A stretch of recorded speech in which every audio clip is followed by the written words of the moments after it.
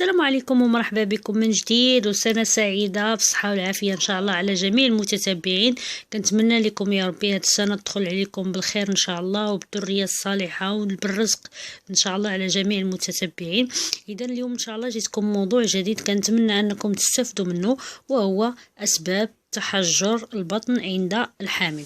اذا ان شاء الله اليوم غادي نهضروا على هذا الموضوع هذا، وكنتمنى من الجميع يستفد منه ويعرف شنو الاسباب اللي كتخلي ان المراه الحامل يصير البطن ديالها متحجر.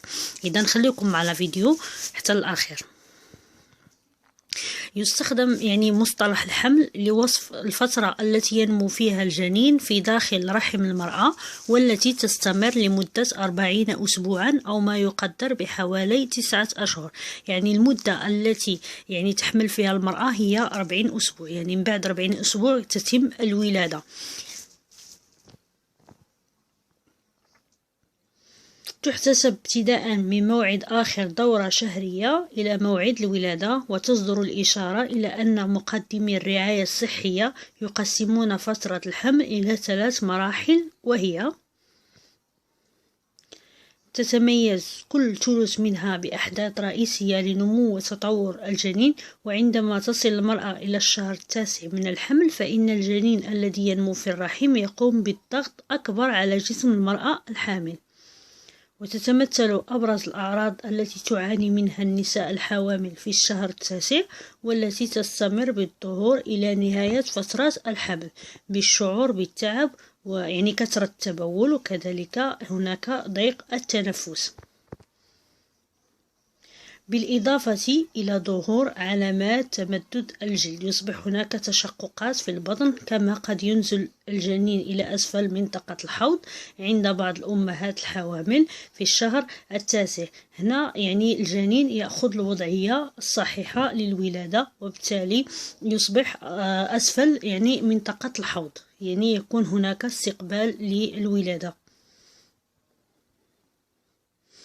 حيث إن هذا قد يخفف من أعراض الإمساك وحرقة المعدة، والتي تكون أكثر شيوعا في بداية الحمل. ولكن تصدر الإشارة إلى أن بعض الأجنة قد لا تنزل إلى أسفل الحوض حتى نهاية فترة الحمل. تحجر البطن في الشهر 9 تعتبر الانقباضات منبها لجسم المرأة الحامل ببدء حدوث المخاض عند وصولها إلى المراحل الأخيرة من الحمل. تبدأ تقلصات هنا، وتشير إلى أن فترة الولادة بدأت. ومن الجدير بالذكر أن هذه التقلصات تعرف أيضا بتحجر البطن أو المخاض الكاذب، ويمكن وصفها بأنها تقلصات قد تحدث بشكل متقطع في بداية الحمل، ولكن في العادة لا تتم ملاحظاتها من قبل المرأة الحامل إلا بعد منتصف الحمل. ومع مرور الحمل سوف تحدث تقلصات براكستون هيكس، هذه التقلصات على اسم طبيب، بشكل أكثر تكرارا. ومع اقتراب آخر بضعة أسابيع من الحمل من الممكن أن تصبح هذه التقلصات نادرة وغير منتظمة وغير مؤلمة، فإن ذلك قد يؤدي إلى حدوث تقلصات في هذا الوقت بشكل أكثر تكرارا وأشد حدة، الأمر الذي يتسبب بشعور المرأة الحامل بعدم الارتياح. أعراض تحجر البطن توصف تقلصات براكستون هيكس، اللي هي مسماة على أحد الأطباء بأنها شد غير مريح وغير مؤلم، ويبدأ في منطقة أعلى عضلات الرحم، ثم يبدأ بالانتشار إلى المناطق الأخرى. ومع اقتراب موعد الولادة تصبح هذه التقلصات أشد حدة وأكثر تكرارا كما سلفنا. وتقوم بعض النساء الحوامل بوصف تحجر البطن بأنه حدوث في شد في منطقة البطن يأتي تارة ويذهب تارة أخرى. والبعض الآخر يصفن الآلام والانقباضات التي تحدث عند تحجر البطن بأنها تشبه آلام وتقلصات الدورة الشهرية الخفيفة، وهذا صحيح، لأن التقلصات تكون عند الحامل في الثلث الأخير.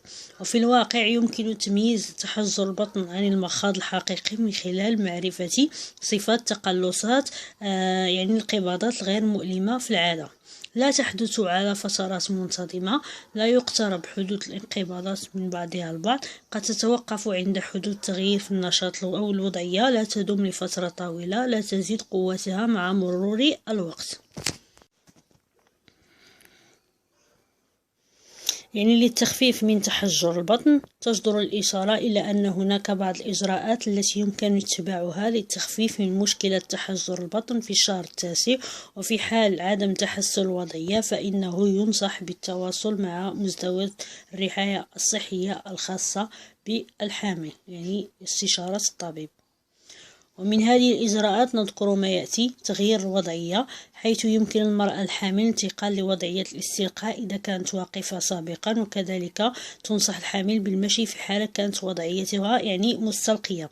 الاستحمام، تنصح المرأة الحامل بأخذ حمام ماء دافئ عند شعورها بحدوث تقلصات. شرب الماء كثيرا للمرأة الحامل فهو مهم جدا للمرأة الحامل، لأنه يعني يخفف عنها التقلصات التي تحدث لها عند المخاض.